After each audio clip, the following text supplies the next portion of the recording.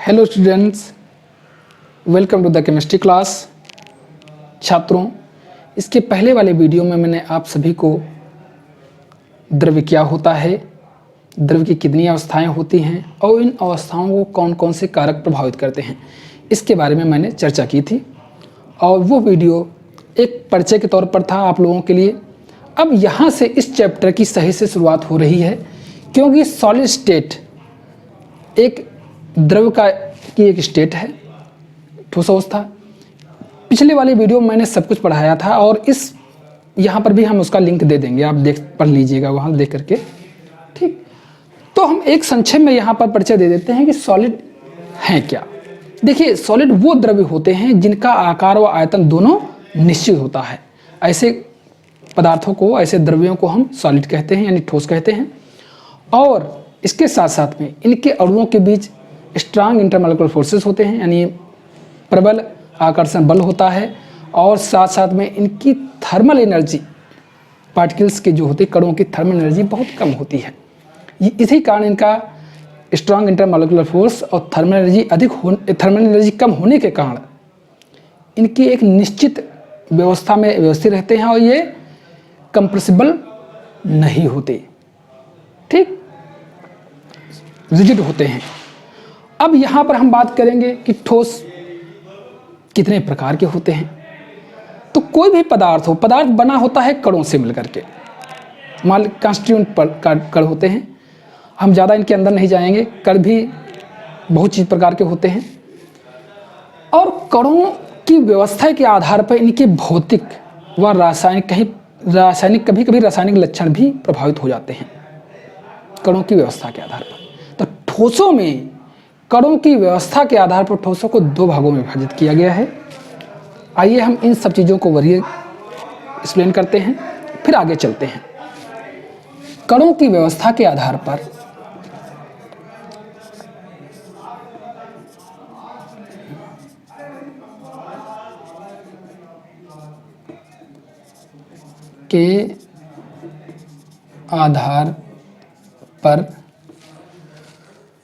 ठोसों को दो भागों में विभाजित किया गया है। कौन से? क्रिस्टलाइन, नोट कर लेते हैं, फिर प्रत्येक चीज को एक्सप्लेन करेंगे। Crystalline solid,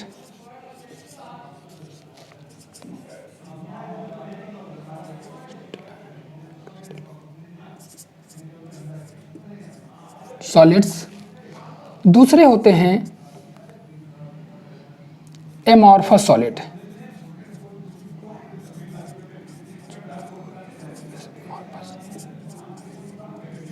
solids. हम हिंदी में लिख लेते हैं, क्या इन्हें बोलते हैं? एमॉर्फस सॉलिड्स के साथ इनको नॉन क्रिस्टलाइन सॉलिड भी इनको बोला जाता है, ये भी नोट कर लीजिए। नॉन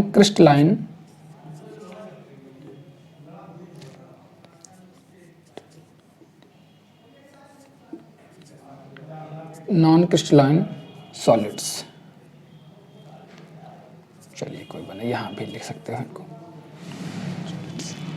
यानी इसको अगर हिंदी में बात करेंगे तो इसे बोलेंगे क्रिस्टलीय ठोस, क्रिस्टलीय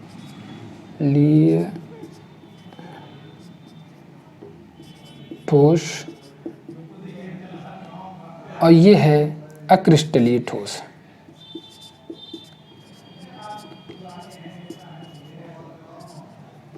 अक्रिस्टलीय ठोस, ये दो प्रकार के ठोस होते हैं। छात्रों, एक व्यवहारिक जीवन का उदाहरण देकर के आपको इन दोनों प्रकार के ठोसों को संक्षेप में एक्सप्लेन कर लेते हैं, फिर हम विधिवत इन चीज़ों को आगे चर्चा करेंगे इस पर। जब आप परीक्षाएं दे रहे होते हैं तब आप अपने बैठने की व्यवस्था को सोचिए, और जब आप क्लास में कोई अध्यापक आपको पढ़ा रहा होता है उस समय अपने छात्रों की व्यवस्था को देखिए, आपको अंतर दिखेगा। सेम प्रकार का अंतर इन दोनों में होता है। समझ लीजिए कि यहाँ पर पार्टिकल्स परीक्षाएं दे रहे होते हैं और यहाँ पर पार्टिकल परीक्षाएं नहीं दे रहे होते हैं। अगर मान लीजिए कि आप पार्टिकल्स हैं, अगर स्टूडेंट को हम पार्टिकल मान लें, एक कण मान लें, तो कणों परीक्षाएं जब आप दे रहे होते हैं तो कणों की निश्चित व्यवस्था होती है। परीक्षाएं जब दे रहे होते हैं, कण मतलब आप लोगों को हम मान ले रहे हैं कण हैं आप, और जब परीक्षाएं दे रहे हैं तो आपकी एक निश्चित व्यवस्था होती है। ऐसे ही जिस ठोस में कणों की एक निश्चित व्यवस्था हो तो ऐसे ठोसों को क्या कहा जाता है? क्रिस्टलीय ठोस यानी क्रिस्टलाइन सॉलिड।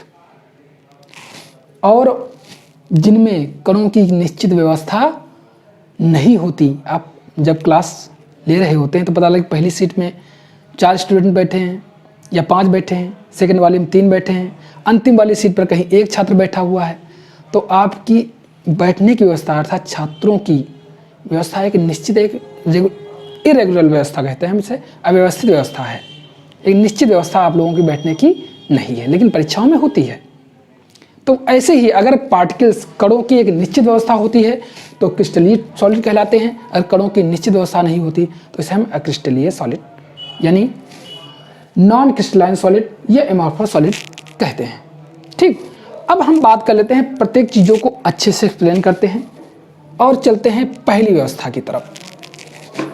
क्रिस्टलाइन सॉलिड को समझने की कोशिश करते हैं और फिर हम प्रत्येक चीज़ों को आगे बताते हैं। आपको उदाहरण दे रहे हैं, समझने की कोशिश करें। देखिए क्रिस्टलाइन सॉलिड क्या होते हैं हमने बता दिया है, फिर भी अब बना करके आपको समझा देते हैं तो अच्छे समझ में आ जाएगा। सपोज कोई भी सॉलिड है, 2 प्रकार के कणों से मिलकर के बना हुआ है, ए और बी। देखिए, और यहाँ पर दोनों को हम दिखाने की कोशिश करेंगे, पहले समझ लीजिए। यहाँ देखिए जरा, इसमें कणों की क्या है, एक निश्चित व्यवस्था है, एक निश्चित ज्योमेट्री। अगर आप देख रहे हो इधर तरीके से A B A B A B, फिर अगर उसी तरीके देखा जाए सबका एक निश्चित अरेंजमेंट है, चाहे इधर से आप चले जाइए चाहे इधर से चले जाइए, पूरे क्रिस्टल में कणों का अर्थात हम ये कण मान लें, इन कणों की एक निश्चित व्यवस्था है, इसमें किसी प्रकार का कोई परिवर्तन नहीं है और निश्चित व्यवस्था में एक व्यवस्थित है। अर्थात ऐसे ठोस, ये क्या कहलाएगा? ये क्रिस्टलाइन सॉलिड कहलाएगा।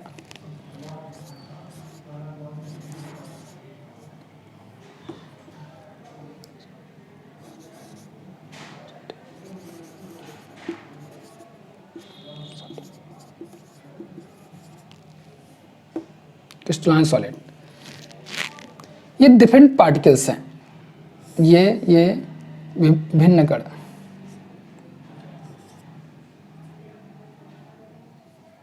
भिन्न हम लिख देते हैं, भिन्न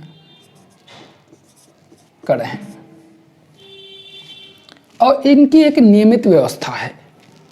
अर्थात ऐसे ठोस की परिभाषा क्या हो गई? जिनमें इनके अवयवी कण की एक निश्चित व्यवस्था होती है, उन्हें हम क्या कहते हैं? क्रिस्टलीय ठोस कहते हैं। जिन, तो इसकी परिभाषा के तौर पर लिख लेते हैं, जिन ठोसों में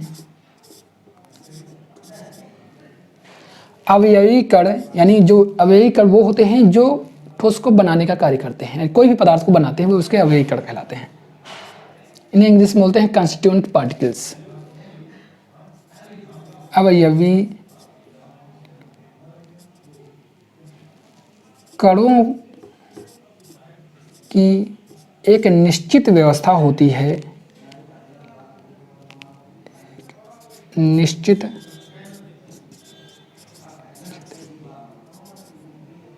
व्यवस्था होती है, क्रिस्टलीय ठोस कहलाते हैं। क्रिस्टलीय ठोस कहलाते, समझ में कि नहीं? जिन ठोसों में अवयवी कणों की निश्चित व्यवस्था होती है क्रिस्टलीय ठोस कहलाते हैं। और अब इनमें चीज़ बता देते हैं, अभी हम इसके बारे में समदैशिक और समदैशिक बारे में अलग से भी हम बताएंगे आपको। इसी में इनमें जो कणों की व्यवस्था होती है ये लॉन्ग टर्म के लिए होती है, ठीक, दीर्घ परास व्यवस्था कहते हैं। अर्थात ये व्यवस्था लगातार ए बी जैसे है इस तरीके दिखाया गया, ऐसे ही पूरे क्रिस्टल में ऐसी ही पूरी व्यवस्था पाई जाएगी अगर इस प्रकार का इस पार्टिकल्स के कण बने हुए हैं। उसमें हैं यानी एक प्रकार के सॉलिड में किसी एक प्रकार के सॉलिड ले लीजिए, उसमें सेम प्रकार की ऐसी ही व्यवस्था पूरे क्रिस्टल में पाई जाती है, इसलिए इसे कहते हैं दीर्घ परास व्यवस्था, यानी लॉन्ग रेंज ऑर्डर। ठीक, यानी अवयवी कण जो है एक लंबे रेंज में एक ही प्रकार की व्यवस्था में व्यवस्थित होते हैं, तो इसे कहा जाता है लॉन्ग रेंज ऑर्डर। अर्थात हम दूसरे परिप्रेक्ष्य में अगर इनके बातों के गुणों के परिप्रेक्ष्य में बात कर लें तो इसमें क्या होता है, दीर्घ परास व्यवस्था होती है कणों की। अगर ये पहला परिभाषा समझ लीजिए या कुछ भी समझ लीजिए, तो इसमें दीर्घ परास कणों की, नोट कर लेते हैं पहला पॉइंट, दीर्घ कणों की दीर्घ परास व्यवस्था होती है। कणों दीर्घ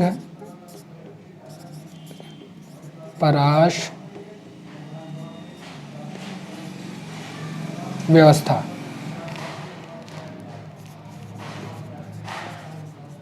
यानी इसको अंग्रेजी में बोलते हैं लॉन्ग रेंज ऑर्डर,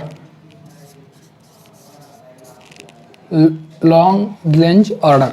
ठीक, कणों की दीर्घ परास व्यवस्था होती है। क्यों हम बताए हैं, दीर्घ परास व्यवस्था का मतलब होता है कि कण लंबी श्रृंखला में एक ही अरेंजमेंट व्यवस्था के तौर पर पाए जाते हैं, इसलिए इसे कहा जाता है दीर्घ परास व्यवस्था में होते हैं।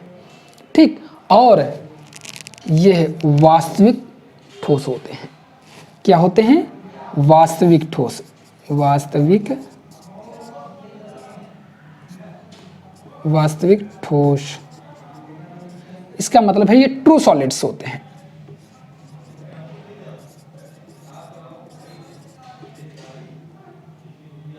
ट्रू, ये रियल सॉलिड्स होते हैं, वास्तविक ठोस होते हैं।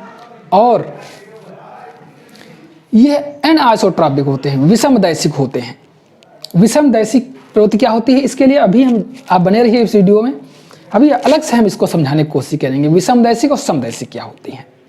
विषमदैशिक प्रवृत्ति एक संक्षेप में बता देते हैं कि सेम प्रकार की जब अरेंजमेंट दो पार्टिकल्स होते हैं, आप देख रहे हो इस तरीके से एक व्यवस्था है, अगर हम ऐसे ले जाएं तो उसकी एक डिफरेंट व्यवस्था दिखती है। पार्टिकल में अरेंजमेंट एक जैसा है, लॉन्ग ऑर्डर का है, लेकिन विभिन्न विभिन्न एंगलों में उनके कणों का डिफ्रेंशिएशन अलग अलग हो जाता है, व्यवस्था भिन्न प्रकार की हो जाती है। तो ये क्रिस्टलाइन सॉलिड्स में होती है, इसे हम विषमदैशिकता कहेंगे। ये हम अभी नेक्स्ट वीडियो में आपको, नेक्स्ट वीडियो का इसी वीडियो के अगले हिस्से में हम आपको पढ़ाते हैं। तो ये चीज़ होते हैं, ये कणों की दीर्घ परावस्था होती है और इसमें कणों की निश्चित व्यवस्था अर्थात ज्योमेट्री निश्चित होती है। तो ये क्रिस्टलाइन सॉलिड हो गए। अब हम बात कर लेते हैं दूसरे सॉलिड, कौन? Amorphous solid. हम कुछ उदाहरण आपको बताना चाह रहे थे, उदाहरण नहीं बताए हैं, बता देते हैं, उदाहरण समझ लीजिए। आप दैनिक जीवन में नमक खाते ही हैं, नमक क्या है? एग्जाम्पल तौर पर वो भी NaCl। कोई भी साल्ट्स हो सकते हैं, यही नहीं, आप कोई भी साल्ट्स हों, सभी साल्ट, ये भी एक साल्ट ही है, ये ध्यान रखिए। हमने क्यों चीनी, शुगर आप खाते हैं पर डे, या चाय में लेते हैं या कैसे भी लेते हैं, आप शुगर लेते हैं, वो भी क्रिस्टलाइन। और बहुत से आपके यहाँ बर्तन भी होते हैं, मिश्र धातुओं के बने होते हैं, मेटल्स के होते हैं, यानी मेटल्स भी इस, मेटल्स माने धातुएं, बर्तन जो आपके हैं, ये सभी मोस्टली क्रिस्टलाइन स्टेट्स में ही होते हैं। कभी कभी क्या होता है, मिश्र धातुओं में अगर बनाते समय इनके अगर, हाँ एक चीज़ तुमको बता देता हूँ तभी तो समझ में आ जाएगा। अभी हमको ये भी बता देंगे इसी वीडियो में किस तरीके से क्रिस्टलाइन सॉलिड को एमॉर्फस सॉलिड में और एमॉर्फस सॉलिड को क्रिस्टलाइन सॉलिड में बदला जाता है, ये भी हम बताएंगे इसी वीडियो में, बने रहिए मेरे साथ में। पहले हम बात कर लेते हैं दूसरे प्रकार की, फिर इस चीज़ों को एक्सप्लेन करेंगे। तो दूसरे प्रकार के सॉलिड हैं एमॉर्फस सॉलिड।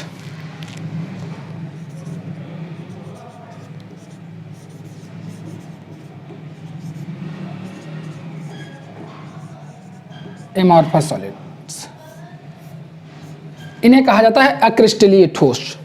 अभी हमने इसके पहले बनवाया लिखवाया था, इन्हें कहा जाता है अक्रिस्टलीय ठोस, लिख सकते हो यहाँ पर अक्रिस्टलीय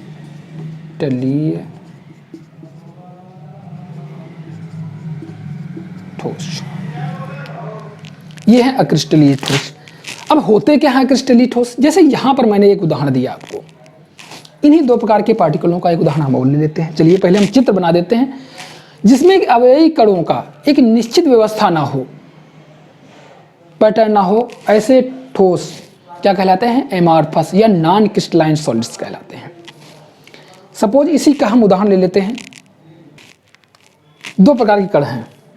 पता चला कि पहले ही व्यवस्था में कहीं यहाँ पर ए हैं, फिर दो बी हैं, फिर कहीं ए शुरू हो गया, फिर पता चला कि यहाँ बी हैं, फिर ए है, फिर ए है, फिर पता चला कि बी है, कहीं बी है, फिर बी है, फिर यहाँ पर ए है, बी है, ए बी, फिर ए, फिर बी, फिर ए, फिर B, B, A, B, B, B, ए। आपको लगा कहीं पर इन पार्टिकलों की एक निश्चित व्यवस्था है, रैंडम अरेंजमेंट है पार्टिकलों का। जिस तरीके से यहाँ आप देखिए A B, A B, A B, A B, A B, A B, A B, एक निश्चित व्यवस्था थी, ज्योमेट्री पूरी फिक्स थी, पार्टिकल एक निश्चित प्लेस में एक निश्चित व्यवस्था में है। यहाँ पर इनकी कोई व्यवस्था नहीं है। पता लगा कि एक प्रकार के पार्टिकल लगातार हैं, फिर दूसरे प्रकार के हैं, फिर ए है, फिर A B, B B, A, B B, A, B B, एक निश्चित व्यवस्था नहीं है। हमने कहा कि जिस प्रकार आप परीक्षाओं में बैठे होते हैं वो ये व्यवस्था होती है। जब आप क्लास में कक्षा ले रहे होते हैं तब यह व्यवस्था होती है, क्योंकि पता चला कि आप पहली सीट में 5 बच्चे बैठे हैं, सेकंड वाले में 3 या 4 बैठे हैं, लास्ट वाले में 1 बैठा हुआ है। इस तरीके से होती है व्यवस्था। तो पार्टिकल्स अर्थात अवयवी जो कण हैं इनकी एक निश्चित व्यवस्था नहीं होती जब ठोस में, तो ऐसे ठोस कहलाते हैं, क्या कहलाते हैं? अक्रिस्टलीय ठोस कहलाते हैं। तो हम लिख लेते हैं, जिन ठोसों में हम सीधे इतना लिख देते हैं, कणों की ज़्यादा ना लिखें, संक्षेप में समझने की कोशिश करें।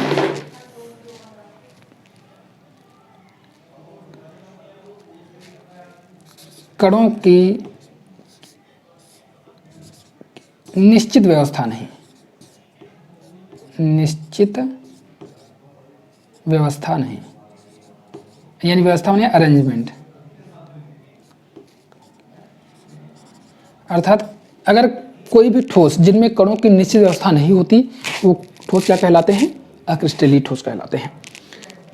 ये मान लीजिए पहला ही पॉइंट है। दूसरा पॉइंट अगर हम लिख लेते हैं, इसमें के कणों की जो व्यवस्था होती है अगर कहीं एक सिमेट्रिकली अगर पाए जाएंगे तो बहुत शॉर्ट रेंज के होते हैं, अर्थात लघु परास व्यवस्था होती है। जैसे मान लीजिए कि ए बी मान ली कहीं पाया गया दो, तो बहुत छोटी परास के होते हैं। अगर होगा तो अगर अवयवी कण निश्चित व्यवस्था में हैं तो हो सकता है कि होते हैं, रियल में ऐसा ही होता है कि बहुत कम रेंज के होते हैं। तो बहुत ऐसे कम रेंज होने के कारण वो लगभग अक्रिस्टलीय व्यवस्था के ही जैसा व्यवहार वो दिखाते हैं। तो इसलिए इन्हें कहा जाता है कणों की दीर्घ परास व्यवस्था न होकर के इसमें कणों की लघु परास, अर्थात जो कणों का निश्चित अरेंजमेंट होता है ये लंबा होता है, और इसमें कणों का निश्चित अरेंजमेंट न होने के कारण क्या हम कहते हैं? कणों का निश्चित अरेंजमेंट अगर कहेंगे तो क्या होता है? सूक्ष्म होता है। कणों का निश्चित अरेंजमेंट होता है जो है लघु, शॉर्ट रेंज का होता है। तो कणों की इसमें क्या होती है? कणों की लघु परास व्यवस्था, लघु परास व्यवस्था। इसका मतलब होता है शॉर्ट रेंज ऑर्डर, इसे हम कहते हैं शॉर्ट रेंज ऑर्डर। यानी कणों की एक जो निश्चित व्यवस्था है वो छोटे अंतराल की होती है, इसलिए हम शॉर्ट। और ये सॉलिड, ये ठोस जो होते हैं, सुपर कोल्ड ठोस यानी अति शीतल लिक्विड, या स्यूडो यानी आभासी ठोस भी इन्हें कहा जाता है। अब क्यों कहा जाता है हम बता देते हैं। आभासी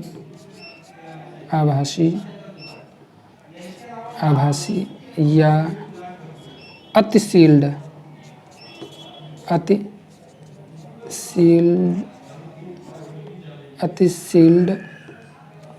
सुपर कोल्ड जिसे बोलते हैं द्रव।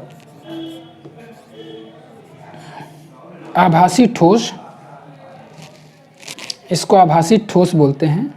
इसको यहाँ पर मिटा सकते हैं, जहाँ लिख लीजिए यहाँ पर आभासी ठोस, यहाँ पर, या unsealed super cold liquid, English में बोलते हैं सुपर कोल्ड लिक्विड। ठीक, तो ये इस प्रकार। अब क्या होता क्या है सुपर कोल्ड लिक्विड, इसे कहा क्यों जाता है? अब इसके उदाहरण पहले समझाते थे, फिर समझ लीजिए, हम बता देते हैं। इसके उदाहरण में जो आप कांच घरों में यूज कर रहे हैं, कांच, इसके साथ रबड़ जो यूज करते हो, रबड़ होती है। प्लास्टिक जो यूज करी जाती है, प्लास्टिक है होती है, प्लास्टिक होती है। और एमार्फस सिलिका भी होता है, अभी हम इसके बारे में बताएंगे, उदाहरण समझाएंगे। अक्रिस्टलीय सिलिका भी ये कहते हैं, अक्रिस्टलीय सिलिका,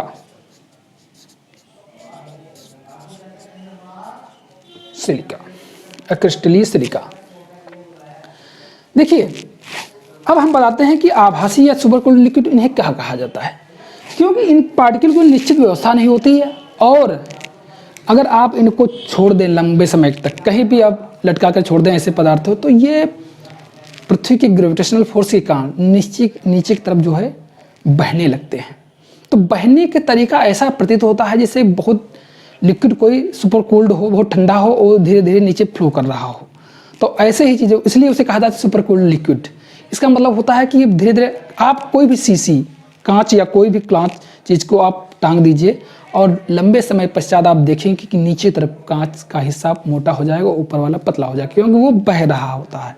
बह करके फ्लूइडिटी उसमें पाई जाती है पार्टिकलों की, और इसीलिए इन्हें आभासी सूडो ठोस भी कहा जाए, झूठे ठोस भी कहा जाता है। क्योंकि वास्तविक ठोस तो मतलब ये होता है कि फिक्स होनी चाहिए पोजीशन पार्टिकलों की, लेकिन पार्टिकलों की पोजीशन एग्जैक्ट फिक्स इसमें नहीं होती है, वो मूवमेंट दिखाते हैं, और इसीलिए इन्हें कहा जाता है सुपर अनसील्ड द्रव, यानी सुपर कोल्ड लिक्विड भी इन्हें कहा जाता है। क्योंकि मान लीजिए लिक्विड जो बहुत सुपर कोल्ड हो वो धीरे धीरे फ्लो करेगा बहुत, तो वही कंडीशन, इसलिए इनको सुपर कोल्ड लिक्विड भी कहा जाता है। जैसे लिक्विड कोई भी अधिक जब सील्ड कर दिया जाता है, मूवमेंट उसका स्लो हो जाता है, तो इसलिए सुपर कोल्ड लिक्विड। अब हम बात कर रहे थे क्रिस्टलाइन सॉलिड को अमार्फस सॉलिड में, और अमार्फस सॉलिड को क्रिस्टलाइन सॉलिड में परिवर्तित कैसे करेंगे। देखिए, एक चीज ध्यान रखिए, कोई क्रिस्टलाइन पदार्थ है, उसको आप मेल्टिंग पॉइंट तक समझ लीजिए कि हम क्रिस्टलाइन सॉलिड को यहाँ हमें एमॉर्फस सॉलिड में कैसे परिवर्तित करेंगे। क्रिस्टलाइन कोई भी पदार्थ है, मान लीजिए हम समझ लीजिए कि चीनी ले लेते हैं या सॉल्ट या कोई भी ले लेते हैं, इसके मेल्टिंग के पॉइंट के ऊपर आप गर्म कीजिए। अब गर्म करने के पश्चात फ्रिक्वेंटली क्विकली आप इसे कोल्ड स्टेज में ले जाइए, मतलब आप कोई ठंडे वातावरण में एकदम इसको प्रोवाइड कर दीजिए या वहाँ रख दीजिए। तो आप क्या होगा, उसके मॉलिक्यूल जो है वो इतनी जल्दी से निश्चित व्यवस्था में नहीं आ पाएंगे, बल्कि पार्टिकलों की व्यवस्था क्या हो जाएगी, बिगड़ जाएगी। अब पार्टिकल क्या हो जाएंगे, अव्यवस्थित, अर्थात कण अव्यवस्थित हो जाएंगे और वो अक्रिस्टलीय ठोस में परिवर्तित हो जाएंगे। समझे, वो किस में परिवर्तित हो जाएंगे, अक्रिस्टलीय ठोस में परिवर्तित हो जाएंगे। जैसे क्वार्ट्ज जो होता है, सिलिका, ये होता है SiO2, क्वार्ट्ज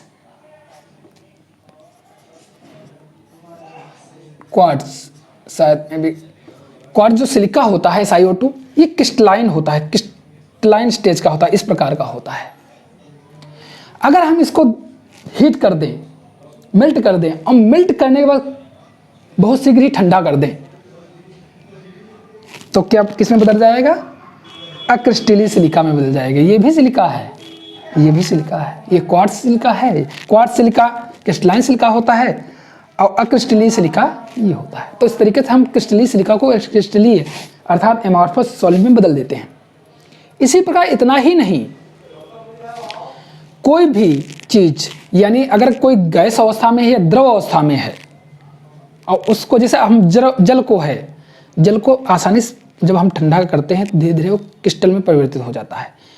लेकिन ऐसी तरीके की एकदम उसको हम पता लगे कि वेपर में था या वो द्रव अवस्था में था, बहुत तीव्रता से हम उसको ठंडा करें और उसको मतलब माइनस वाले डिग्री सेंटीग्रेड लगभग 100 या 150 माइनस में लेकर एकदम पहुंचा दें वहाँ पर इस अवस्था में, तो इतनी जल्दी से वो सॉलिड में परिवर्तित हो जाएगी कि उसके कणों की व्यवस्था निश्चित नहीं होगी बल्कि अनिश्चित हो जाएगी, अव्यवस्थित हो जाएंगे कण और वो एमॉर्फस सॉलिड में परिवर्तित हो जाएगा।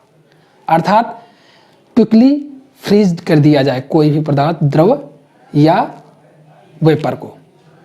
ठीक, तो वो क्या होता है, वो भी अक्रिस्टलीय ठोस में परिवर्तित। अब क्रिस्टलीय ठोस किसमें इसमें परिवर्तित हो सकते हैं? क्रिस्टलीय ठोसों को अक्रिस्टलीय ठोसों को क्रिस्टलीय ठोस अर्थात एमॉर्फस सॉलिड्स को क्रिस्टलाइन सॉलिड में कैसे परिवर्तित कर सकते हैं, मैं भी आज बता देता हूँ। देखिए सेम चीज़ है, इनको फिर आप गर्म कीजिए, इनके मेल्टिंग पॉइंट तक ले जाइए इनको गर्म कर करके, और फिर वहाँ से बहुत धीरे धीरे, एकदम आपको ठंडा नहीं करना है, बहुत धीरे धीरे उन्हें अपने आप ठंडा होने दीजिए। और जब वो ठंडे होंगे तो निश्चित अंतराल के पश्चात जब वो सॉलिड में परिवर्तित हो जाएंगे तो उनमें कणों की एक निश्चित व्यवस्था होगी, क्योंकि कण अपने को एक निश्चित व्यवस्था में व्यवस्थित कर लेते हैं, उनको समय तो दीजिए व्यवस्थित होने के लिए। जब समय, तो वो क्रिस्टलाइन स्टेज में आ जाते हैं। आपको बताते हैं कि पुरानी बिल्डिंग्स जो देखिए उनके कांच के शीशे दूधिए हो जाते हैं। क्यों हो जाते हैं? पुरानी इमारतों या कहीं देखिए जो कांच लगी थी वो दूधिए हो जाते। क्यों? बहुत पहले जो कांच लगाई थी वो एमॉर्फस स्टेट की ही थी, लेकिन बहुत समय पश्चात वो जैसे मान लो इन्वायरमेंट के टेम्परेचर के कारण हीट हो गई, अब फिर कभी कभी वो ठंडी हुई ठंडक के मौसम में, अब फिर गर्मी के मौसम में हीट हो गई, फिर आसानी से ठंडी हो गई। तो क्या हुआ, इस तरीके से उसमें एमॉर्फस स्टेज कणों की जो अव्यवस्थित व्यवस्था थी वो गर्म होने के पश्चात फिर धीरे धीरे ठंडी हुई तो वो कुछ हद तक क्रिस्टलाइन स्टेज में परिवर्तित हो जाती है। तो ऐसे ही पुराने जो बहुत कई सालों, हजारों सालों की बिल्डिंगों में जो शीशे लगे थे आपको दूधिए प्रतीत होने लगते हैं। उसका कारण यही होता है कि वो वहाँ पर किसमें परिवर्तित हो चुके होते हैं, कुछ हिस्सा उनका क्रिस्टलाइन सॉलिड में परिवर्तित हो चुका होता है। ठीक छात्रों, तो चलिए यहाँ पर हमने आपको छात्रों को बता दिया कि क्रिस्टलाइन सॉलिड्स क्या होते हैं, कि एमॉर्फस सॉलिड्स क्या होते हैं, क्रिस्टलाइन सॉलिड को एमॉर्फस सॉलिड में कैसे परिवर्तित करेंगे, एमॉर्फस सॉलिड को क्रिस्टलाइन सॉलिड में कैसे परिवर्तित करेंगे। अब हम इसके बारे में आगे चर्चा करेंगे। किसके बारे में? वो अभी हम बता रहे हैं, वो बताएंगे विषमदैशिक और समदैशिक नेचर, यानी एनआइसोट्रॉपिक एंड आइसोट्रॉपिक कैरेक्टर्स या नेचर ऑफ सॉलिड्स। चलिए हम उसको अब एक्सप्लेन कर लेते हैं कि विषमदैशिक व समदैशिक कैरेक्टर क्या होते हैं। छात्रों अब बात कर लेते हैं कि एनआइसोट्रॉपिक आइसोट्रॉपिक नेचर ऑफ सॉलिड्स, यानी विषमदैशिक व समदैशिक प्राकृतिक ठोसों की क्या होती है। मैंने अभी इसके पहले भी आपको बताया था कि क्रिस्टलाइन सॉलिड एनआइसोट्रॉपिक होते हैं, जबकि एमॉर्फस यानी नॉन क्रिस्टलाइन सॉलिड आइसोट्रॉपिक होते हैं, प्रकृति के होते हैं। अब आइसोट्रॉपिक एनआइसोट्रॉपिक प्रकृति होती क्या है, इस बारे में बात कर लेते हैं। तो इसको बनाने थोड़ा हम पहले एक फिगर बना देते हैं, आप उसे समझिए, और उसको समझ गए तो विषमदैशिक और समदैशिक नेचर ऑफ सॉलिड को समझने में कोई समस्या नहीं होगी। तो हम पहले फिगर बना लेते हैं, उसे देखिए, दो फिगर बनाएंगे, दोनों फिगरों के आधार पर आप अच्छे से समझ जाएंगे। चलिए, अभी हमने क्रिस्टलाइन सॉलिड में एक फिगर बनाया था, वैसे ही यहां पर हम एक फिगर बना लेते हैं। थोड़ा बड़ा बन गया है, इसको छोटा कर लेते हैं। दोनों प्रकार के सॉलिड्स के बारे में बात कर लेंगे।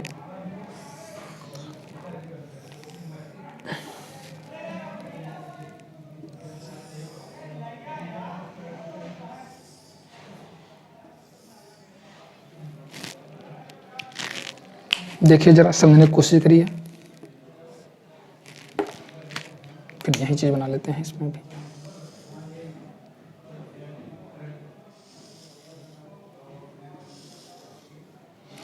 हम एक निश्चित व्यवस्था के तौर पर मान लेते हैं यहाँ पर एक कण,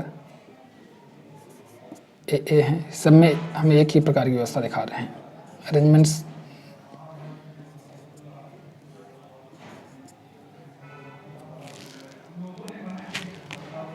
दूसरे प्रकार के कण हम बी रख लेते हैं।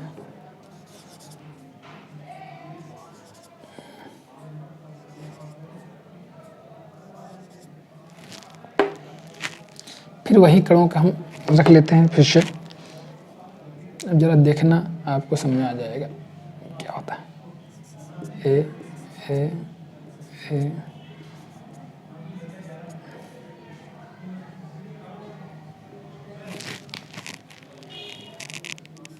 B B B B B. हमने ये व्यवस्था इसलिए ली है ताकि आप आसानी से समझ जाएं। पहले वाला जो ए बी था वो उस तरीके से भी समझा सकते थे, लेकिन यहाँ पर आप अच्छे समझ जाएंगे, इसलिए मैंने इस व्यवस्था को यहाँ पर सिलेक्ट किया है आपके लिए। और ये जो हम बनाने जा रहे हैं ये विषमदैशिक प्रवृत्ति की है, और ये क्रिस्टलाइन सॉलिड यानी क्रिस्टलीय ठोसों में ये प्रवृत्ति पाई जाती है। होती क्या, पहले चित्र देखो फिर समझ जाओगे।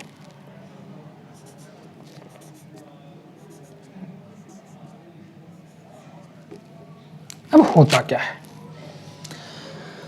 आप अगर इधर से आप देखें, मान लीजिए हम एक रेखा यहां खींच दे रहे हैं, सपोज एक लाइन हम ऐसे डाल रहे हैं, ये जा रही है। दूसरी लाइन आप ऐसे डाल लीजिए,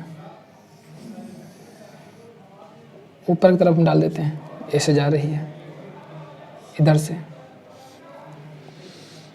तीसरी लाइन आप इस तरीके से डाल लीजिए, देखिए पड़ जाएगी, आपको समझ में भी आ जाएगा। यहीं से हम डाल देते हैं।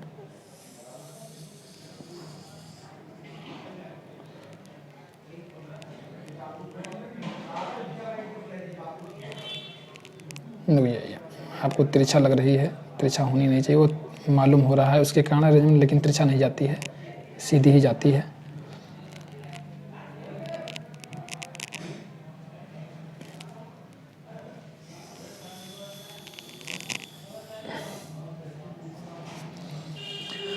आप इन तीनों प्रकार की जो लाइनें हमने एरो बनाए हैं, जरा देखिए इन प्रकार के एरो में क्या अरेंजमेंट का कार्टिकल तीनों डिफरेंट दिशाओं में भिन्न भिन्न है कि नहीं है।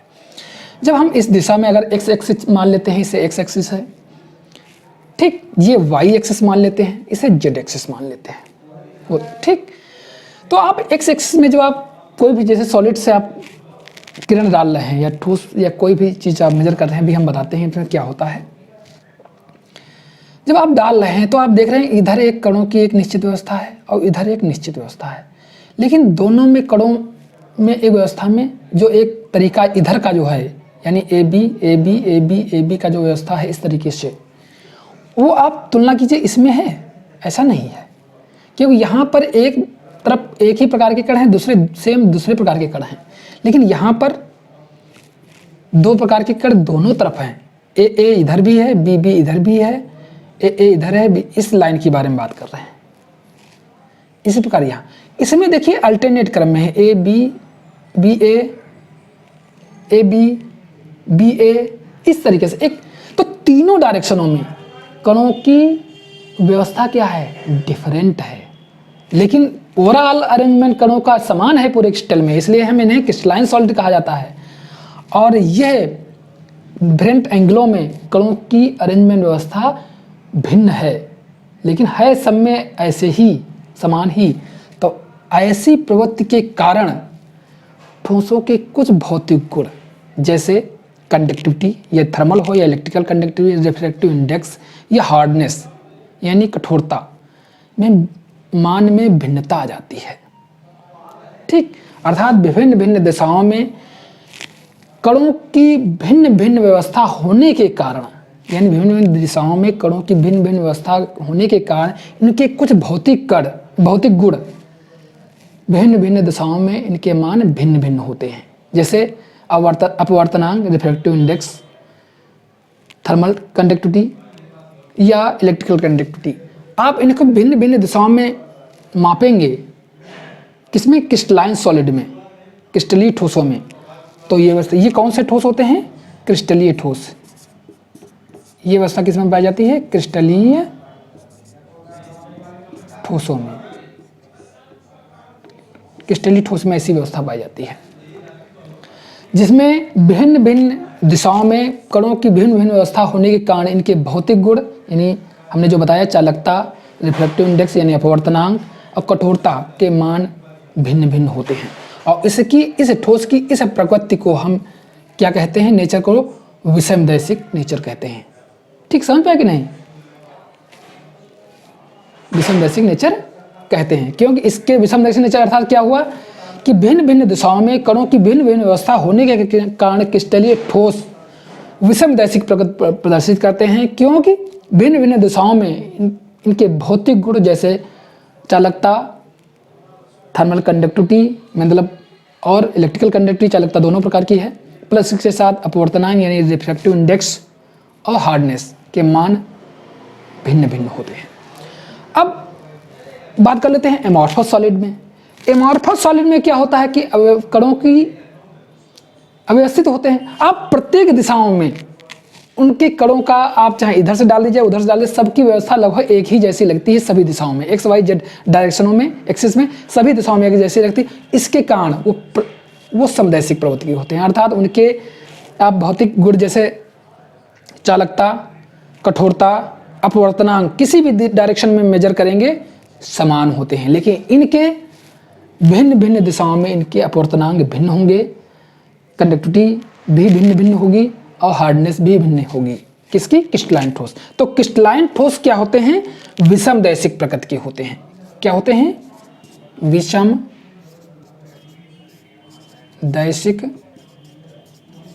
प्रकृति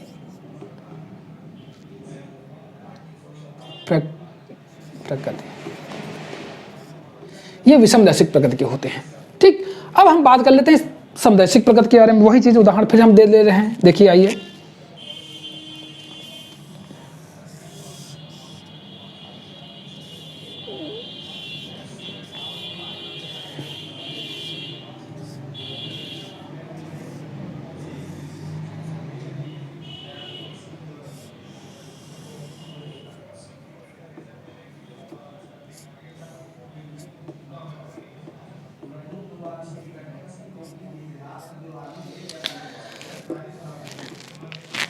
सपोज दो ही प्रकार के कण इसमें भी हैं, हम दोनों कणों को दिखा देते हैं। जैसे मान लीजिए ये है, क्योंकि इसमें कणों की जिसे निश्चित व्यवस्था होती है वो निश्चित व्यवस्था इसमें एमॉर्फस सॉलिडों में नहीं होती। ये एमॉर्फस सॉलिड का लक्षण है, समदैशिक आइसोट्रोपिक नेचर। जब कणों की एक निश्चित व्यवस्था नहीं होती, रैंडम होते हैं, पता चला कि यहाँ पर ए है, फिर बी है, फिर बी है, फिर बी है, फिर ए है, फिर बी है, फिर ए है, बी है, बी है, ए है, A B, B A, B B, B A, B B ए,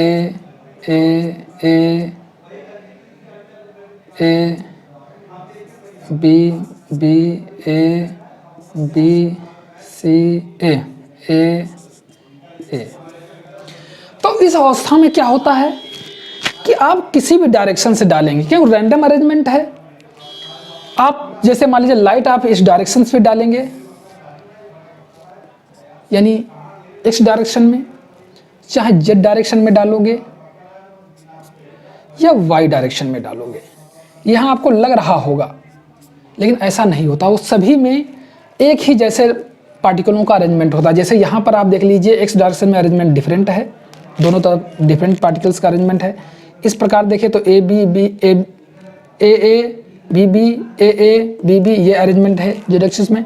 इसमें देखिए यहाँ पर अगर आप देख लेते हो तो A B B A B A, एक निश्चित अरेंजमेंट नहीं है, मतलब एक पैटर्न का तो है लेकिन भिन्न पैटर्नों में अरेंजमेंट भिन्न भिन्न है। तो इनमें क्या होता है कि इसमें समान व्यवस्था होती, समान सभी दिशाओं में कणों का अरेंजमेंट समान होता है। तो इसलिए ये किस प्रकार के होते हैं? इनके भौतिक गुण अर्थात अपवर्तनांक या कंडक्टिविटी है या हार्डनेस है, किसी भी दिशा में मेजर करोगे वो समान निकलेंगे। ठीक, समझ पाए कि नहीं? तो उनके लक्षण, भौतिक लक्षण समान होते हैं प्रत्येक दिशा में। तो इनमें क्या होते हैं लिख देते हैं, ये अक्रिस्टलीय। अब ये किसका लक्षण होता है? अक्रिस्टलीय ठोसों का लक्षण होता है। अक्रिस्टलीय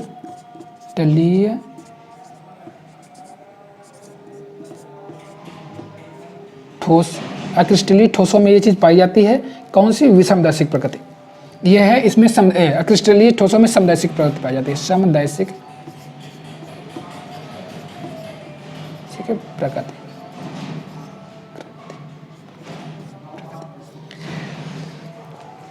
शॉर्टकट में यहाँ पर हम बता देते हैं, दोनों तरफ डिफरेंस के तौर पर भी दोनों तरफ ले लेते हैं। डिफरेंस समझ लीजिए, कुछ भी समझ लीजिए, भिन्न भिन्न दिशाओं में लिख लीजिए। यहाँ लिख सकते हो समझने के लिए, विभिन्न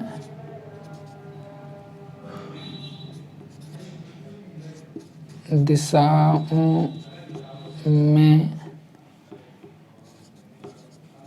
कणों की भिन्न व्यवस्था होने के कारण, कणों की भिन्न व्यवस्था होने के कारण, भिन्न भिन्न व्यवस्था होने के कारण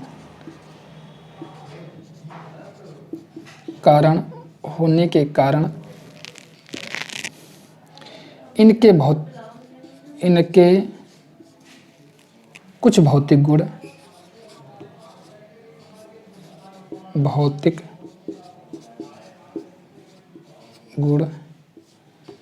जैसे अपवर्तनांक,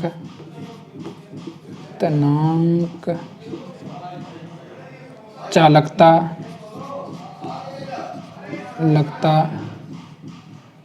कठोरता,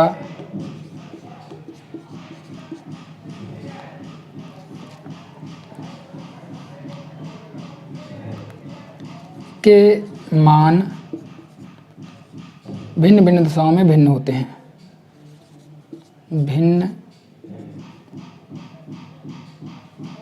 विभिन्न दिशाओं में,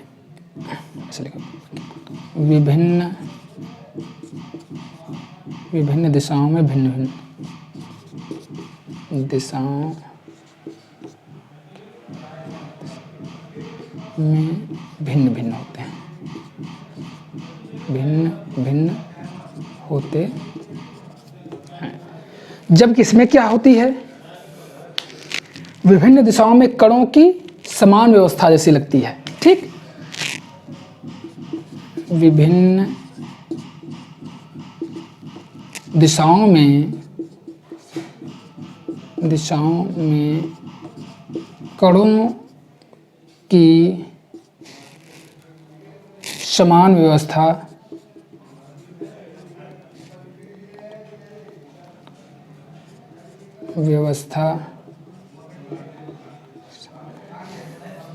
होने के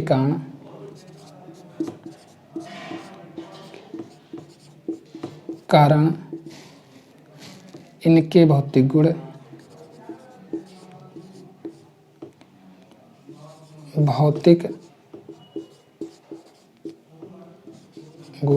जैसे यही अपवर्तनांक, चालकता,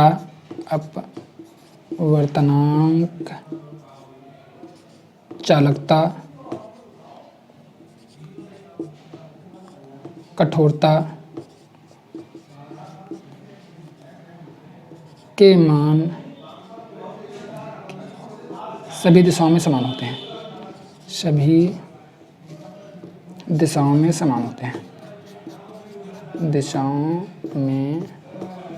समान होते। समझ पाएगा नहीं? तो ये समदैशिक प्रकृति है, अर्थात भिन्न भिन्न दिशाओं में कणों की व्यवस्था इसमें समान होने के कारण इनके भौतिक गुण जो है वो समान होते हैं, जबकि इनके भौतिक गुण असमान होते हैं।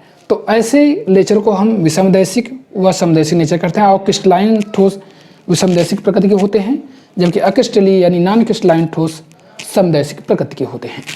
ठीक, तो ये तुम्हारा हो गया आज विषमदैशिक व समदैशिक प्रकृति किसकी, ठोसों की। ठीक, तो ठोस दो प्रकार के ही होते हैं, हमने अभी बताया है, और आगे हम इनको क्रिस्टलाइन सॉलिड्स का वर्गीकरण पढ़ाएंगे अगले वीडियो में। तब तक आप मेरे साथ जुड़े रहेंगे।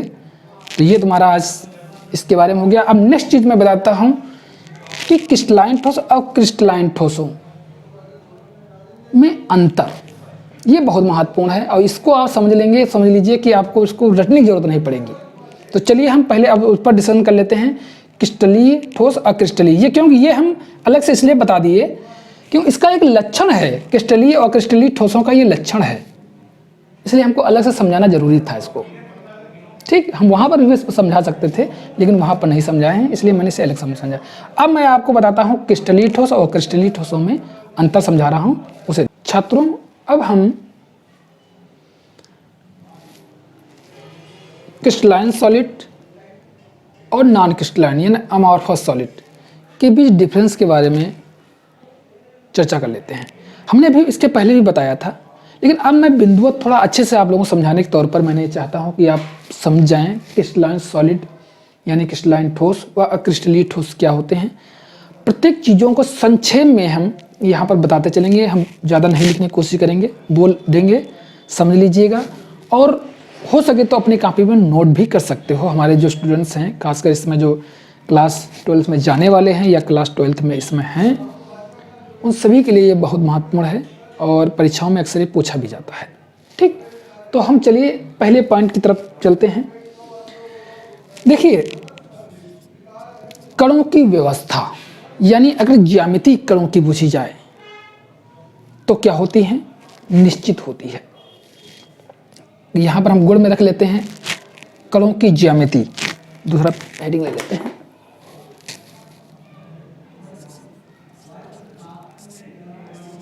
कणों की ज्यामिति।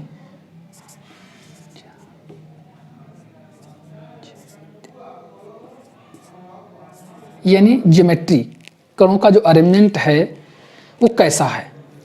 तो कणों की ज्यामिति जो अरेंजमेंट होता है वो कैसा होता है, निश्चित होता है, कि निश्चित अरेंजमेंट होता है क्रिस्टलाइन ठोस में, जबकि अक्रिस्टलाइन ठोस में कणों की ज्यामिति जो है निश्चित नहीं होती। यानी ठीक समझ में कि नहीं। तो ये इसमें क्या हो, हम कह देंगे निश्चित, कणों की एक निश्चित ज्यामिति होती है। और यहां पर क्या है, कणों की ज्यामिति निश्चित नहीं होती, निश्चित नहीं, कणों की ज्यामिति जो है वो निश्चित नहीं होती। अब हम दूसरे पॉइंट की तरफ चलते हैं।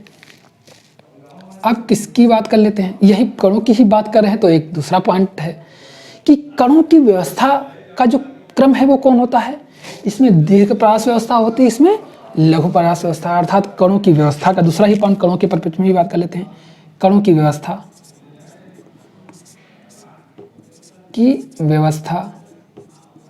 अरेंजमेंट, बात वही से ही आ जा रही है।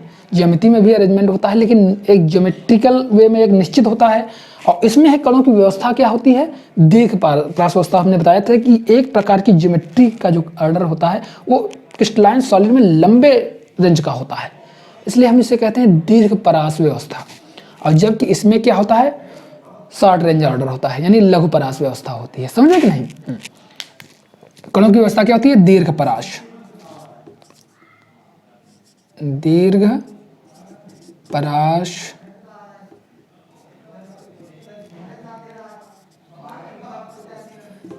परास व्यवस्था।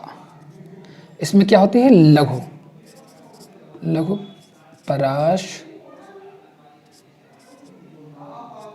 परास व्यवस्था। अब नेक्स्ट तीसरे पॉइंट, अब किसकी तरफ चलते हैं।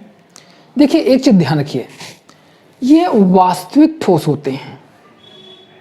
ठीक, अब वो तुम्हारे कैसे ठोस होते हैं, झूठे ठोस होते हैं। अर्थात प्रकृति कैसी है इनकी, यानी प्रकृति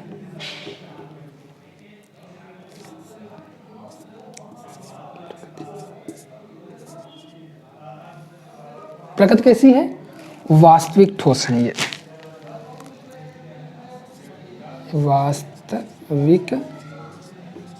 वास्तविक ठोस। और ये क्या है, आभासी ठोस या सुपर कोल्ड लिक्विड, यानी ये वास्तविक ठोस हैं होते हैं, ये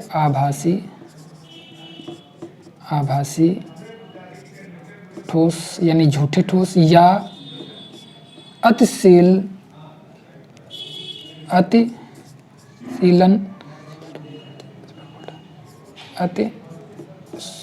या सील्ड कह सकते हैं द्रव, सुपर कोल्ड लिक्विड भी से बोला जाता है। तो ये तुम्हारा हो गया, कणों की व्यवस्था हो गई, कणों की ज्यामिति हो गई, कणों की व्यवस्था हो गई, अब प्रकृति हो गई। अब नेक्स्ट चीज जरा दिमाग लगाइए, चौथा पॉइंट क्या है हो सकता है।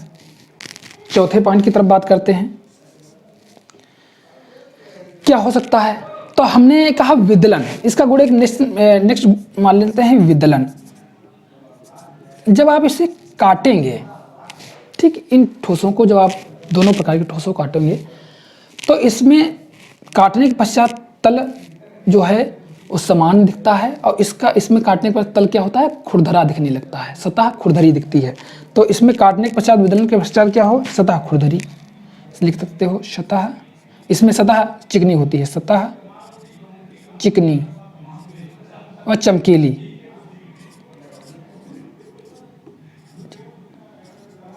होती है। विदलन जब काटोगे, इसको चाकू से या किसी चीज से काटोगे तो सतह चिकनी होगी या चमकीली होगी।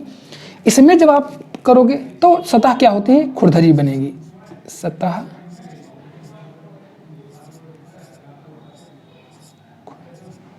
दरी, सतह इसमें खुरदरी होती है। अब नेक्स्ट क्या है, अभी हमने पढ़ाया था दैशिकता के बारे में, अर्थात दैशिकता क्या है, ये विषमदैशिक होता है, अर्थात इनके कुछ भौतिक गुण जैसे अपवर्तनांक, चालकता भिन्न भिन्न दिशाओं में मान भिन्न भिन्न होते हैं, तो इसलिए ये विषमदैशिक होता है।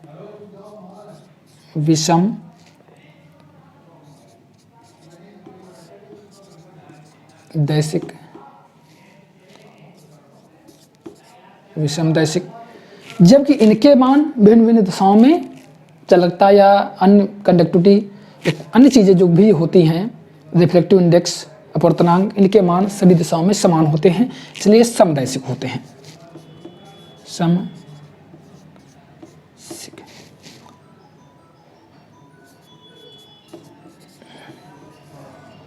ये समदैशिक होते हैं। नेक्स्ट बात कर लेते हैं गलनांक की। पांचवा पॉइंट है गलनांक। जब हम इन्हें गलाते हैं, समझे, जब हम इन्हें गलाएंगे तब क्या होता है, यह एक निश्चित पॉइंट पर, यानी गलनांक की बात कर लेते हैं, एक निश्चित टेम्परेचर पर ये गल जाते हैं, लेकिन ये इनका गलनांक जो है एक दीर्घ-प्रास का होता है, मतलब कि निश्चित पॉइंट पर गलेंगे नहीं, बल्कि लंबे समय के पश्चात ही गल पाते हैं। तो गलनांक इनका क्या होता है, निश्चित बिंदु पर होता है, अर्थात निश्चित तापमान पर, निश्चित ताप पर गलनांक इनका एक निश्चित ताप पर होता है। इनका गलनांक जो होता है वो ताप निश्चित नहीं होता, एक लंबे परास में होता है।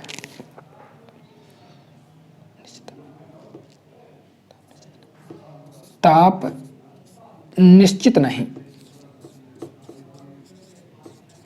एक लंबे परास में होता है, ताप निश्चित नहीं, दीर्घ परास में होता है, यानी दीर्घ परास में, लंबे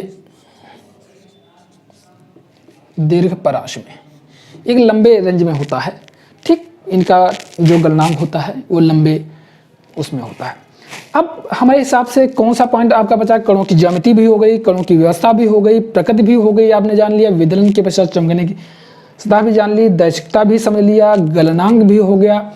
अब मेरे हिसाब से आपका कौन सा पॉइंट बचा हो जो इसमें हो सकता है? मेरे हिसाब से इसमें तुम्हारा एक पॉइंट अब बचा हुआ है, या ना बचा समझ लो सकते हो, कि गलन उष्मा। फिलहाल वो गलनांक से ही होता है, गलन उष्मा, गलन उष्मा। इसे एंथैल्पी या फ्यूजन भी बोलते हैं। निश्चित होती है, उसमें निश्चित नहीं होती है, अर्थात गलन उष्मा का मान इसमें निश्चित होता है, निश्चित,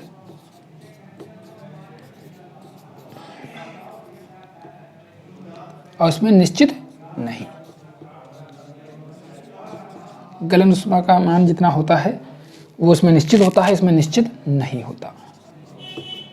और उदाहरण के तौर पर तो हमने पिछले वाले में ही पहले ही बता दिया है कि उदाहरण जितने भी आप साल्ट्स ले रहे हो, चीनी ले रहे हो, अब मोस्टली बर्तन्स जो आपके हैं, मेटल्स हैं, वो सभी क्रिस्टलाइन सॉलिड होते हैं। अक्रिस्टलीय ठोसों में प्लास्टिक, रबड़, अमारफस सिलिका, जो अभी हमने इसके पहले आपको बताया था, ये सभी, और लकड़ी भी जो आप यूज करते हो उसमें बहुत चीज़ें अमारफस स्टेज की होती हैं, जो आपके दरवाजे या वो लकड़ियों के बने होते हैं। बाकी अन्य चीज़ें में भी बहुत सी, आप कपड़े पड़े भी यूज करते हो, पॉलीमर इसमें बहुत प्रकार के होते हैं, वो भी अक्रिस्टलीय अवस्था में ही होते हैं। ठीक, तो ये सब तुम्हारे उदाहरण हो गए। हमको लिखने की जरूरत यहाँ पर नहीं महसूस कर रहा हूँ, तो लिख दें। तो चलिए, ये सब चीज़ें आपकी हो गई हैं। हमें पूरा विश्वास है कि आप लोग सेटिस्फाइड होंगे मेरे इस वीडियो से। अब बाकी नेक्स्ट चीज़ें, यानी क्लासिफिकेशन ऑफ क्रिस्टलाइन सॉलिड्स, हम अगले वीडियो में आपको पढ़ाएंगे। तब तक के लिए सभी छात्रों को मेरी शुभकामनाएं, अच्छे से पढ़ते चलें, और जो भी समस्याएं आपकी होंगी हम कोशिश करेंगे उनको निवारण करने की। धन्यवाद।